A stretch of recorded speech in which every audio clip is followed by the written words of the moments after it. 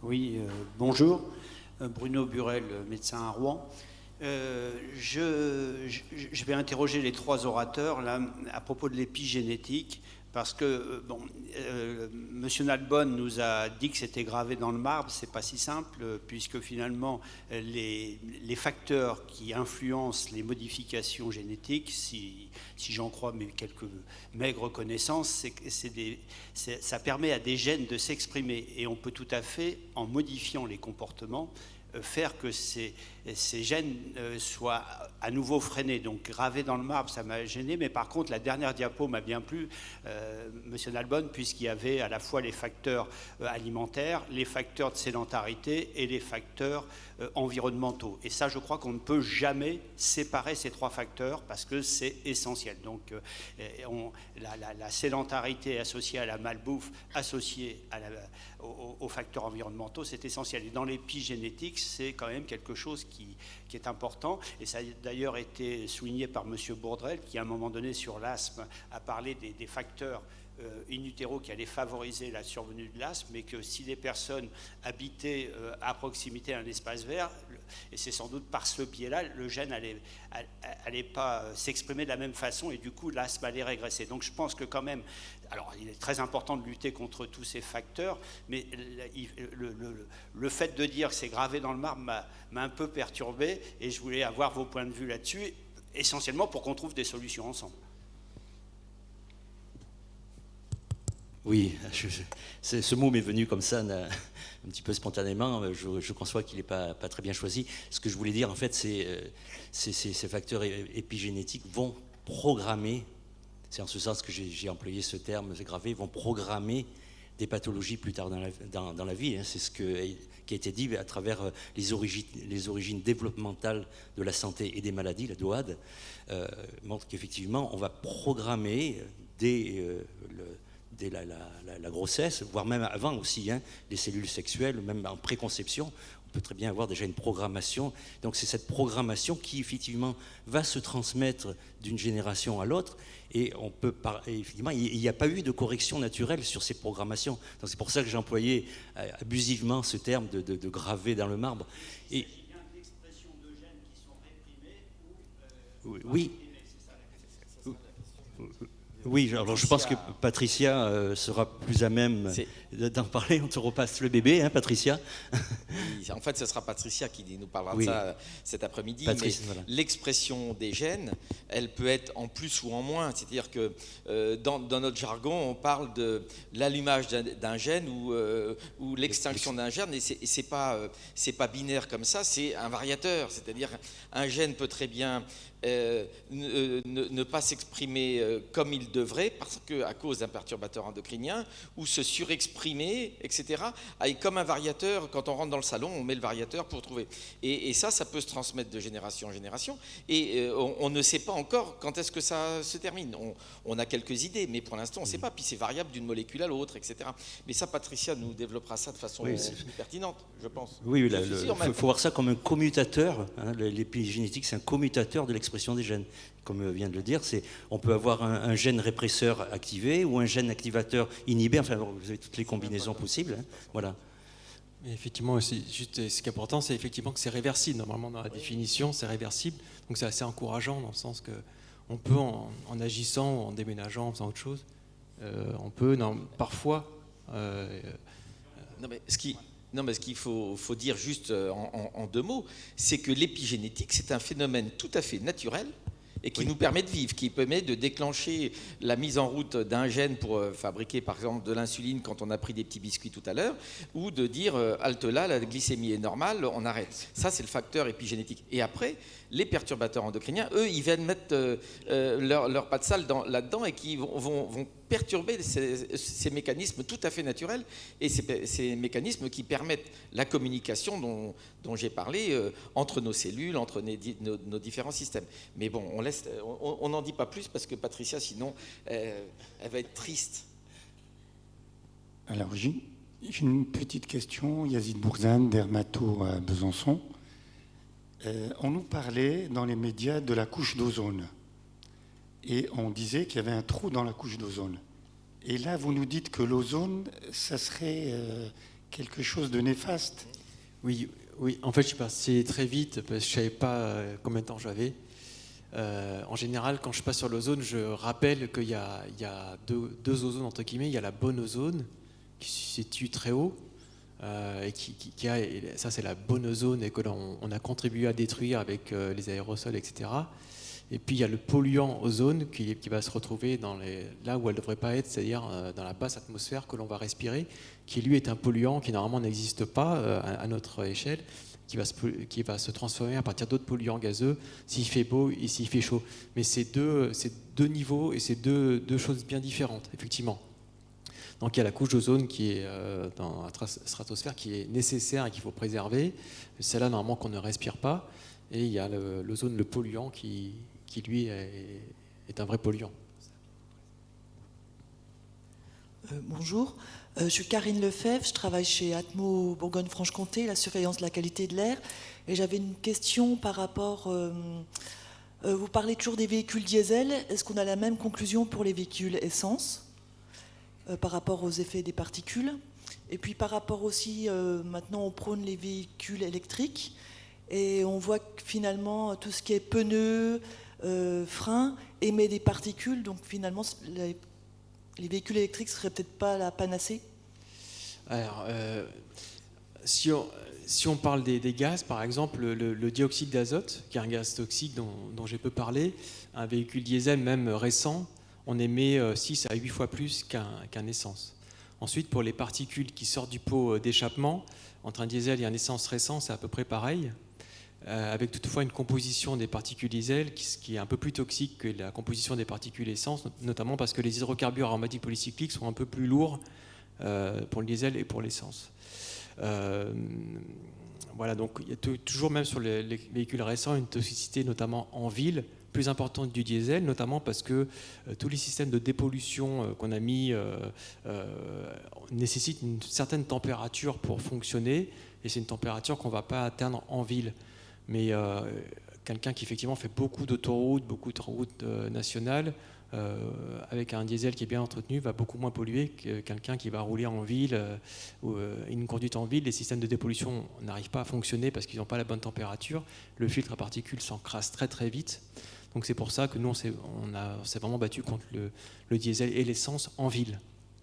Et concernant les véhicules électriques, un véhicule électrique, en fait, il émet aucun polluant à la sortie du pot d'échappement. Donc on n'a aucun polluant au gaz. Et surtout, on n'a aucune pollution de type particules ultra fines qui sortent d'un pot d'échappement d'un véhicule diesel et essence. Par contre, pour les particules de pneus, ils sont tous à peu près au même niveau, voire même un désavantage pour l'électrique qui est un peu plus lourd. C'est pour ça qu'il ne faut absolument pas développer des véhicules électriques trop lourds, parce qu'on va émettre plus de particules de pneus. Mais j'ai dit que les particules de pneus, elles sont plus grosses, c'est des PM10, donc un peu moins dangereuses. Donc si vous voulez, avec un véhicule électrique, on s'épargne toute la pollution au gaz, et on s'épargne toute la pollution aux particules ultra fines. Et également, un véhicule électrique va émettre moins de particules de freinage qu'un véhicule diesel et essence, même s'il est plus lourd, parce que la batterie se recharge au freinage avec le freinage moteur. Donc il y a davantage de freinage moteur sur un électrique. Donc globalement, pour la santé, notre santé humaine, je ne parle pas de la production des batteries, etc., mais pour notre santé, le véhicule électrique sera toujours bénéfique sans discussion, quoi, pour moi. Oui, bonjour, moi je suis médecin généraliste dans Lyon. J'avais une question par rapport aux particules fines par la combustion du bois. Vous avez dit qu'avec un insert c'était mieux. Est-ce que ça règle complètement le problème en ce qui concerne les autres types de chauffage, les chaudières, etc. Est-ce que vous pouvez détailler un petit peu, s'il vous plaît? Moi, j'ai mis beaucoup de temps à m'intéresser au bois parce que c'est plus facile en fait quand on combat la pollution de l'air de s'attaquer aux industriels, aux fabricants automobiles et tout ce qu'on contribue en fait soi-même à aimer ou on a toujours une bonne image, c'est plus difficile. Mais c'est vrai que quand on s'est penché un peu sur les études, on se rend compte que le bois c'est assez catastrophique en termes d'émissions. D'une part pour la composition des particules qui est très proche d'une particule diesel ou essence. Donc c'est vraiment en termes de particules fines, c'est les plus toxiques. Brûler du bois, par exemple, ça va vous choquer, mais c'est même plus toxique que brûler du charbon. Après, ça va dépendre du type de bois. Il y a des bois qui polluent moins que d'autres. Si le bois est bien sec, avec une bonne combustion, ça pollue beaucoup moins. Donc il y a une grosse palette d'émissions. Et il faut savoir que maintenant, il y a des poêles flamme vert, donc avec un insert. Donc l'insert, déjà, vous protège, votre intérieur est quand même plus sain. Et surtout, la combustion est meilleure. Donc les nouveaux poêles là, pour lesquels il y a des primes polluent beaucoup moins. C'est de l'ordre de 10 à 20 fois que les anciennes cheminées, notamment à foyer ouvert. Donc ça reste mieux, mais ça reste le plus polluant de tous les modes de chauffage, y compris récents. Donc c'est pour ça que nous, on se bat un petit peu, parce que là, actuellement, on a une politique gouvernementale qui est en train de mettre du bois partout, en train d'enlever le gaz, etc. Bon, avec la crise en Ukraine, ça ne va pas aider. Et nous, on se bat pour pas mettre le bois là où le chauffage au bois là où il n'y en avait pas avant, notamment dans les villes, ça n'a pas de sens. Que dans les zones rurales, montagnardes, où on est un peu tous espacés, on continue à chauffer au bois, et la source en plus de bois est peut-être proche, ça a éventuellement une pertinence. Mais là, actuellement, à Strasbourg, dans d'autres villes, on est en train d'installer par exemple des grosses centrales au bois qui remplacent, à Strasbourg par exemple, nous a remplacé des centrales qui fonctionnaient au gaz, qui polluaient très peu, par des centrales au bois ou à la biomasse. Donc même si elles ont des filtres, des électrofiltres, elles polluent beaucoup plus que le gaz. Donc on va dire que le moins polluant de tous, c'est le gaz naturel qui pollue le moins, l'électrique bien sûr, mais on ne parle pas de comment l'électricité est fournie, mais le gaz et l'électrique, c'est vraiment en termes d'émissions, je ne parle pas de CO2 pour le gaz, mais vraiment de polluants toxiques pour la santé. Et ensuite, vous avez le fuel, donc le fuel c'est du diesel, et seulement après le bois. En termes de toxiques, le chauffage, le bois c'est le plus toxique. Mais là maintenant on entre dans des nouvelles cheminées qui sont plus performantes, donc qui polluent moins. Mais c'est vrai que si vous avez le choix, si vous êtes sensible, le chauffage au bois, même récent, serait à éviter. Et j'en parlais avec un cancérologue notamment, qui conseillait un couple de parents dont la fille venait de subir une greffe de moelle osseuse pour une leucémie.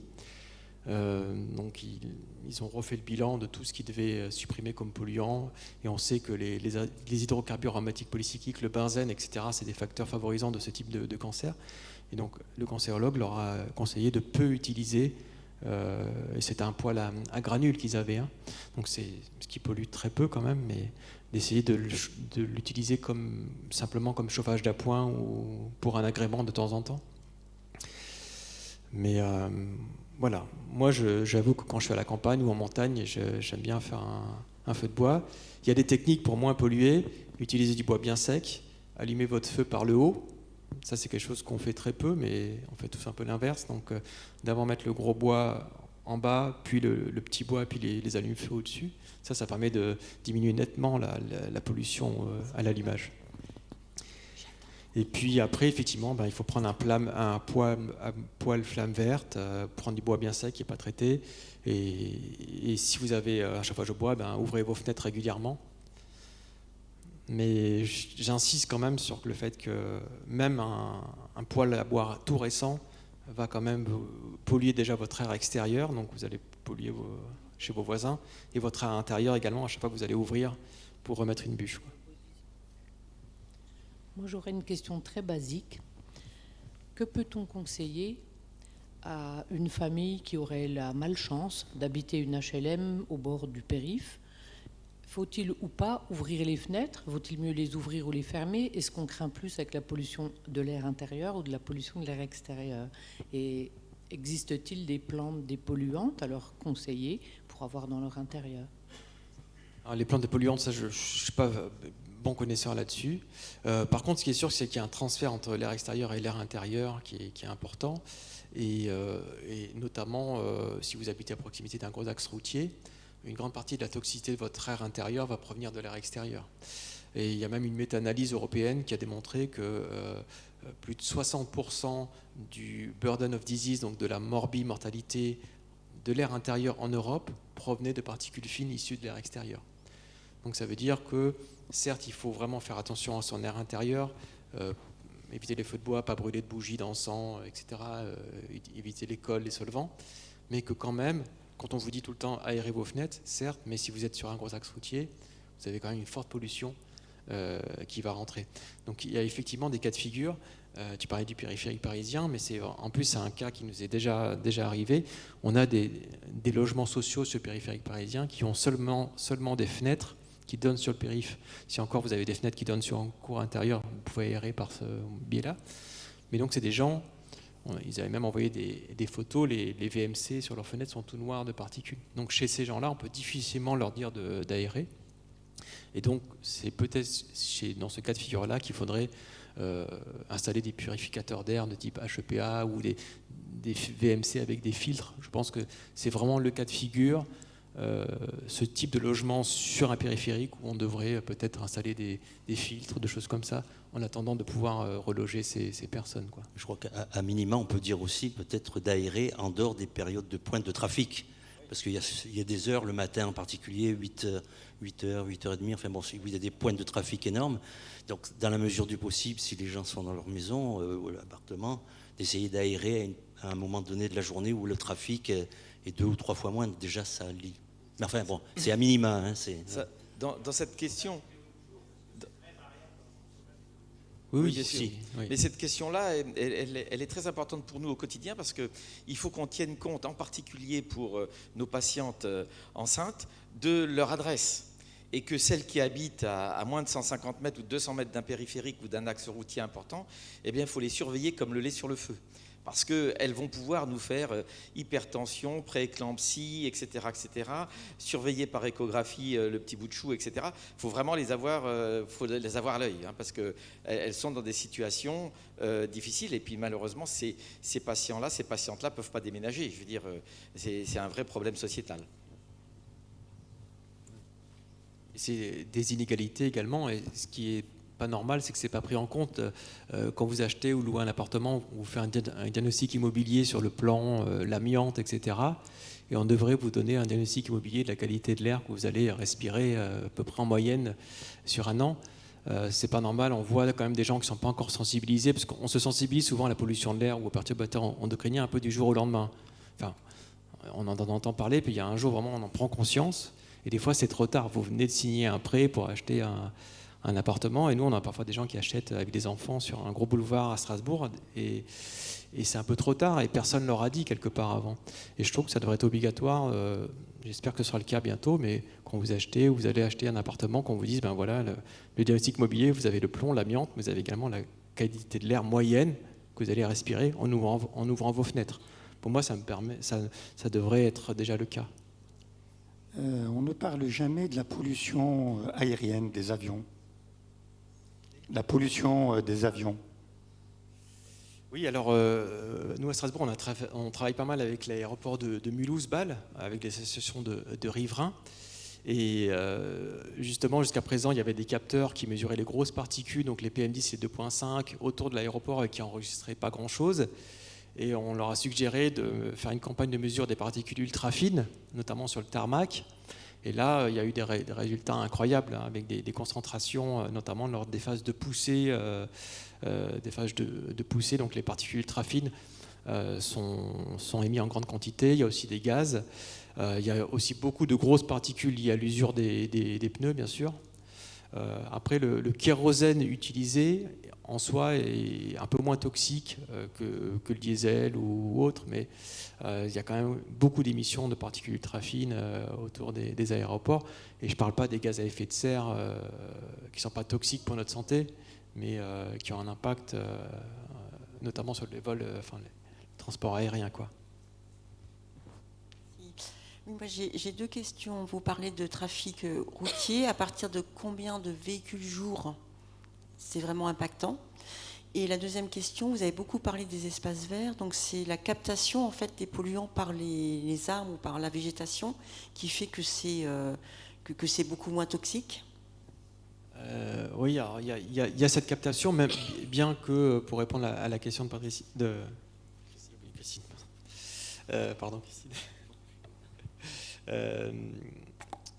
Oui, on a du mal encore à connaître exactement les types de plantes, même si on commence à avoir des indices, mais on a du mal à savoir vraiment les types de plantes qui absorbent et celles qui absorbent moins bien. Il y a quand même pas mal de rangées d'arbustes. Normalement, l'ANSES a fait un rapport en 2019 où il répertorie un petit peu certains types de haies d'arbustes qui arrivent à arrêter. Donc il y a un effet direct d'absorption, mais il y a surtout une barrière physique qui va jouer vraiment une première barrière. Et on sait que sur une habitation, ce qui va jouer, c'est une distance à peu près 50 mètres. On sait qu'en dessous de 100 mètres, 50 mètres d'un gros axe routier, il y a un impact très fort des polluants qui vont rentrer de votre intérieur. Et que là, si vous arrivez à mettre une barrière végétale assez haute, vous avez déjà une barrière physique. Et puis, plus vous allez habiter aux étages élevés, moins vous aurez également de pollution. Et pour la première question, sur le nombre de véhicules jour, on considère à peu près le chiffre, après ça va dépendre, mais 40 000 véhicules jour, c'est déjà un gros axe routier. Voilà, mais donc il peut y avoir, même en ville, certaines personnes qui croient habiter dans un village en se disant moi je vis dans un village ou une petite ville, j'ai pas beaucoup de pollution. Si on est au bord d'une départementale, une nationale, on a facilement 50 000, 60 000 véhicules par jour. Hein. Donc il y a une pollution automobile importante quand même. Oui, bonjour, je suis médecin généraliste. J'ai deux petites questions. Vous parliez du chauffage au bois et du poêle à granulés, qui semblerait moins problématique apparemment. Et la deuxième question, dans le récap sur l'alimentation à conseiller aux femmes enceintes, il était indiqué d'éviter les saumons de Norvège. Pourquoi ?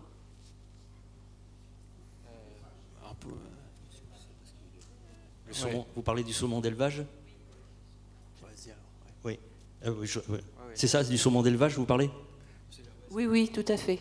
Ah oui, je ne voyais pas que c'était marqué là. Oui, parce que les conditions d'élevage des saumons, c'est catastrophique. Hein. Ce sont des poissons qui sont donc dans des cages. Déjà, bon, là, les conditions de proximité, de promiscuité de ces poissons, c'est énorme. Il y a beaucoup, c'est un petit peu comme les poulets en batterie, hein, c'est pareil, c'est la même chose, mais dans l'eau.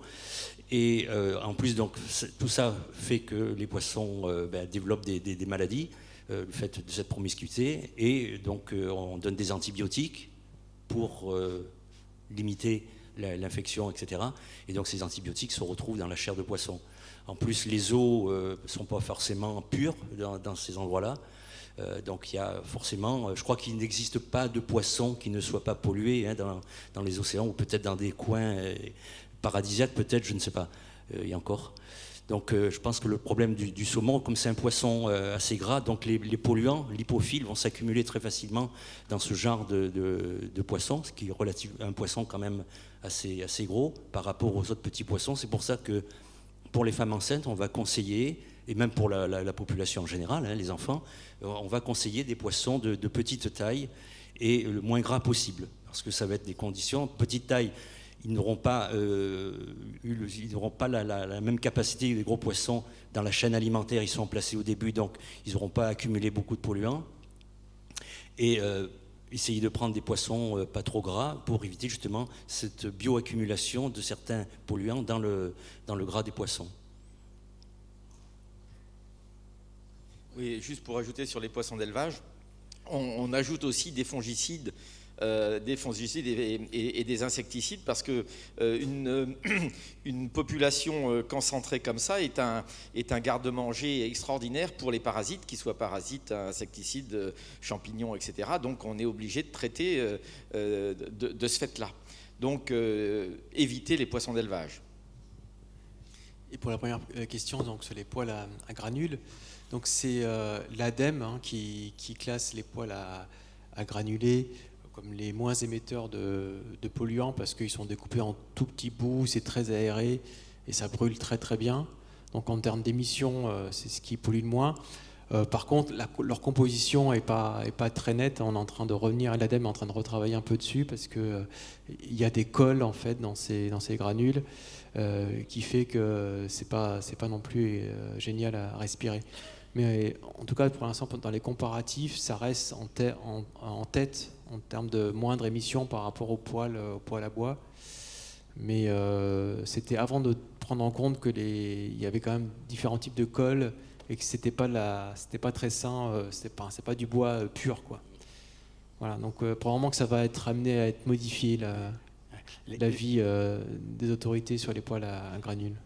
Si je peux me permettre de rajouter, sur les granulés de bois, il y a aussi le problème de la déforestation, puisqu'actuellement la demande est beaucoup plus forte que ce que l'on peut produire avec le petit bois de coupe normale qui servait dans le chauffage. Et donc actuellement, on est en train, à coup de grosses machines, de raser des forêts entières, parfois de très belles forêts, pour fabriquer du granulé de bois. Donc là aussi, prudence.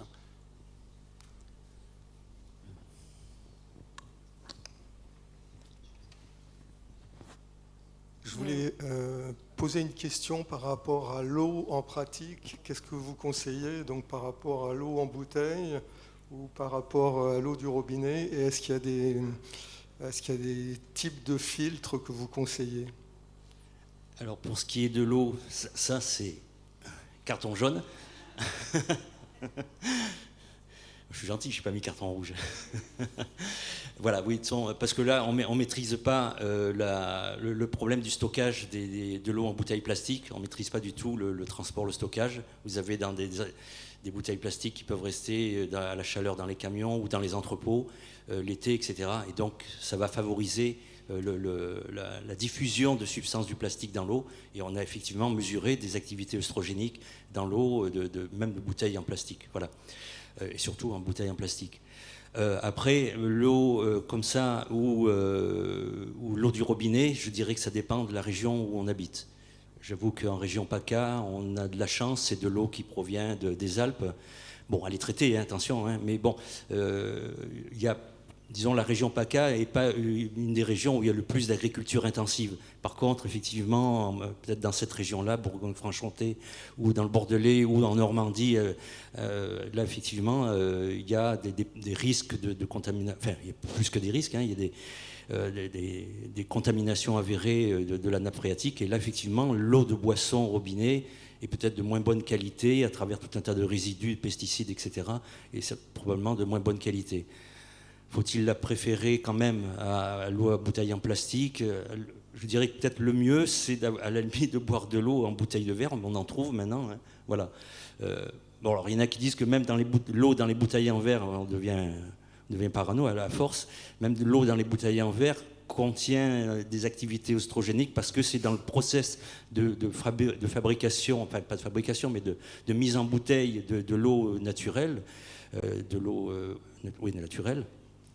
Et que dans les tubulures, etc., ça embarquerait quand même certains éléments du plastique. Mais enfin bon, c'est une question difficile, effectivement, de choix, mais je pense qu'il faut bien voir la région où on habite. Effectivement, dans les régions où il y a l'agriculture intensive, on risque de retrouver plus de résidus que dans d'autres régions. Mais est-ce qu'il y a des filtres qu'on peut utiliser? Alors, les filtres, c'est débattu. Certains filtres ne fonctionnent pas forcément. Tout dépend de ce que l'on veut filtrer. Et je pense que les filtres qui existent actuellement ne sont pas capables de filtrer certains polluants. Ils vont peut-être filtrer certains, mais pas la totalité. Et vous aurez toujours une eau qui ne sera pas parfaitement pure. Ça, je ne crois pas que ça puisse... Oui. Hein, oui. Je crois que j'ajoute simplement, c'est que la problématique de l'eau, c'est le parallèle de la problématique de l'air. On est bien obligé de respirer l'air que l'on a et l'eau que l'on nous propose, en sachant que de toute manière, eu égard aux milliards de molécules potentiellement toxiques, on ne teste de façon réglementaire qu'une infime partie. Un exemple, Nathalie Kosciusko-Morizet, avant de partir de son poste de ministre, elle s'était dit mais il faut qu'on dose d'autres molécules parce qu'on ne dose pas tout pour l'eau du robinet. Et en Haute-Normandie, tu te souviens bien, Bruno, on avait mis en évidence de la N-nitrosomorpholine dans la région de Grouchy-le-Valas, etc., branle-bas le combat, cancérigène de première classe, etc., etc. Et oui, mais bon, il y avait une usine plus loin qui polluait la source, enfin la petite nappe phréatique. Mais ça prouve quoi? Ça veut dire que de toute manière, c'est difficile de se mettre à l'abri de tout. Alors pour l'eau, c'est compliqué. Il y a maintenant certains systèmes en osmose inverse, mais il faut revitaliser l'eau après. C'est très compliqué, ça coûte très cher. C'est pas encore mis en routine partout et surtout pas chez les particuliers. Donc l'idéal, c'est Si on peut, c'est de la bouteille de source en verre. Hein. Et puis après, si ce n'est pas possible, moi je conseille toujours à mes patients de changer d'eau régulièrement pour ne pas concentrer les mêmes éléments. Et puis on change d'eau régulièrement en passant aussi par l'eau du robinet. Mais c'est vraiment, c'est comme l'air qu'on respire, c'est d'une difficulté monstrueuse pour avoir de l'eau qui soit propre comme l'air qui soit propre. Non, mais justement, ce que tu dis, c'est très intéressant de varier. Et je reviens aux poissons, c'est la même chose. On recommande de varier les poissons, de ne pas toujours, toutes les semaines, manger le même type de poisson. Bon, il faut varier un peu les polluants, c'est un peu gênant à dire, mais voilà, en variant l'alimentation, comme l'eau, eh bien, on arrive à éviter l'accumulation de certains polluants. Voilà. Alors, juste pour rebondir, parce que ça m'amuse de parler des poissons, pour l'URML Océan Indien, j'avais fait doser des poissons, espadons, marlins et thons, et on avait retrouvé du mercure. Il fallait manger un steak de marlin de 87 grammes par semaine pour dépasser la dose toxique en mercure, et de 120 grammes pour l'espadon et le thon. Et le jour où j'ai présenté ça, les confrères sont arrivés à la pause, on me dit mais dis donc, on en mange tous les jours ou quasiment 3 fois par semaine. Ben, je dis maintenant tu sais, tu peux te mettre à l'abri, c'est la seule solution. Sur ces fortes paroles, j'avais deux questions. Daniel Lamal au Conseil régional de Bourgogne-Franche-Comté. Ici, à Beaune, nous sommes dans un territoire viticole. Donc je voudrais savoir, par-delà le chauffage au bois dont vous avez parlé et qui pèse dans notre balance énergétique en Bourgogne-Franche-Comté, parce que c'est la première source d'énergie renouvelable. Mais je reviens à la viticulture. Est-ce que le brûlage dans les vignes, quand certaines gelées approchent, je voudrais connaître les effets sur la santé. Et puis la deuxième question, c'est au vu des constats que vous avez dressés, au vu des preuves qui s'accumulent, qu'est-ce que vous avez envie de dire en priorité aux décideurs publics en termes de, de réorientation de politique publique, de dispositifs d'intervention qui soient concrets, viables et accessibles au plus grand nombre? Merci. Peut-être répondre sur l'écobuage. Non, mais vas-y toi. Et puis Sur l'écobuage, donc l'écobuage, c'est les brûlages de déchets à l'air libre dont vous avez parlé. C'est vrai que ça, c'est vraiment un fléau. Tous les ans, à la même période, on a des pollutions de l'air très intenses dans des zones où d'habitude on n'a pas trop de polluants. Ça va des Pyrénées à la Bourgogne, à l'Alsace. Et c'est interdit pour les particuliers, mais personne ne fait respecter ça. Nous, on fait des courriers régulièrement, il n'y a jamais d'effet. Malheureusement, en tout cas, les seuls qui ont des dérogations, c'est les paysans, les agriculteurs et viticulteurs. Mais c'est vrai que c'est une pollution qui est très importante, et c'est le même type de pollution que celle où je vous ai parlé, les particules de combustion. Hein, c'est pareil, brûler du bois, c'est des particules de combustion avec des hydrocarbures, des métaux, etc. Sans parler qu'il y a probablement tous les résidus de traitement sur les vignes qui partent. Donc c'est vraiment une pollution qui est très importante. Et ça, surtout, c'est une pollution qui serait évitable, parce que c'est vrai que, bon, là, je vois en Bourgogne, ils brûlent les sarments quand ils taillent, là. Bon, c'est sympa, c'est folklorique, mais c'est une pollution qui est évitable. Je pense qu'il y a plein de gens qui aimeraient en avoir chez eux pour allumer leur feu ou le décorer. Je pense que ça, ce sera un exemple de mesure, assez facile à prendre, on va dire. Hein. Voilà. Mais ça, c'est vrai que les écobuages, les brûlages à l'air libre, c'est une aberration, parce que c'est très polluant, c'est des polluants très toxiques, et il n'y a rien qui est fait. Il y a une tolérance vis-à-vis de ça qui est pas normale, je trouve. Hein. Alors, pour poursuivre, votre question est tout à fait pertinente. Là, une très bonne réponse sur l'écobuage. Sur les autres mesures à prendre, je tiendrai, on en reparlera avec ma présentation tout à l'heure, sur pourquoi la toxicologie réglementaire n'est-elle pas apte à nous protéger.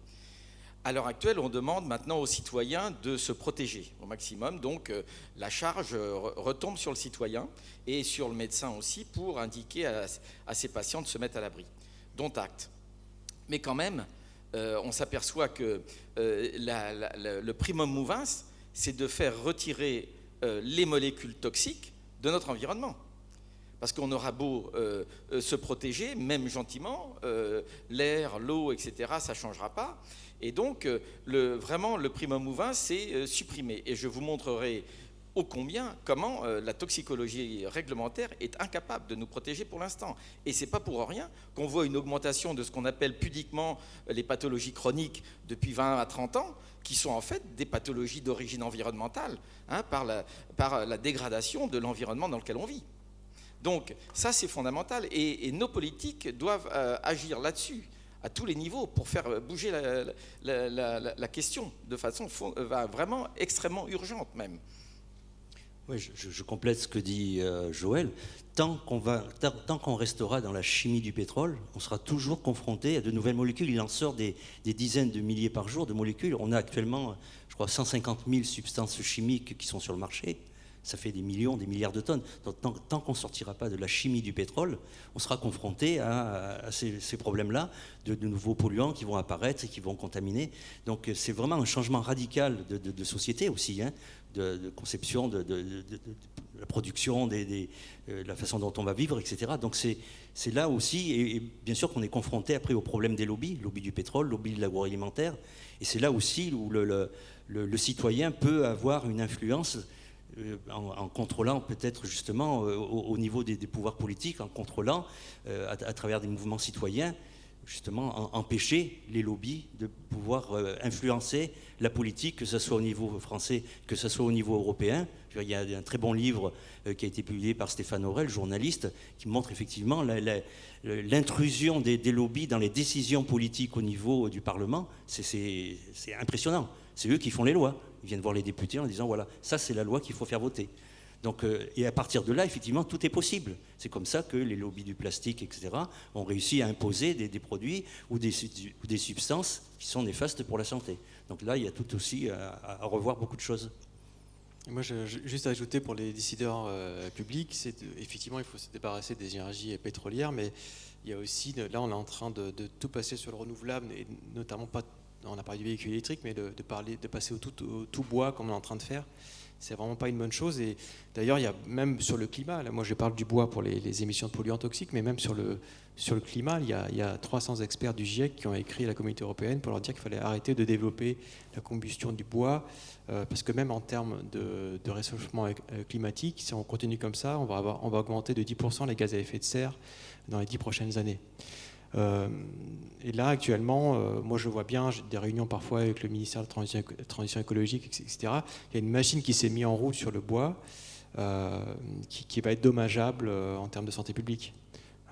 Donc ça, c'est un vrai problème. Je pense qu'il faut laisser le bois là où il a toujours été, dans les vallées alpines, et là, mettre toute la puissance pour améliorer les installations, mais pas faire ce qu'on fait actuellement, c'est-à-dire mettre du bois en ville, là où il n'y en avait pas, parce qu'on crée une pollution qui est énorme, et même pour les gaz à effet de serre, de dire que le bois est neutre en CO2, c'est complètement faux, hein. Le bois n'est pas neutre en CO2, à même quantité d'énergie produite, le bois émet plus de CO2 que la combustion du pétrole, par exemple.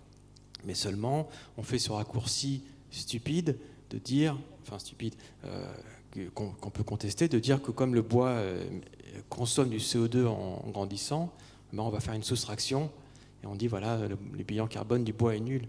Mais en fait, le bois va émettre du CO2 en quelques minutes, du CO2 qui leur a mis des dizaines et des dizaines d'années à capter. Donc il y a une balance qui n'est pas du tout en faveur. Même si là on replante beaucoup, déjà ça nous oblige à replanter certaines substances, faire de la monoplantation et autres. Donc on n'aura plus de diversité. Et surtout, il va falloir attendre très longtemps pour arriver à un équilibre. C'est pour ça que les experts du GIEC pensent que le bois, ce n'est pas du tout la bonne alternative. Mais les instances françaises sont un peu en train de foncer tête baissée sur le bois là, pour sortir des énergies fossiles. Et c'est pour ça que c'est toute la complexité du truc. Il faut sortir des énergies fossiles, mais il faut aussi réfléchir à ce qu'on met à la place, quoi. Et ben, je vous propose de poursuivre ces passionnants échanges autour du buffet bio, bien entendu. Et on remercie beaucoup nos experts de la matinée et tous nos intervenants. Et on se retrouve à 14h30.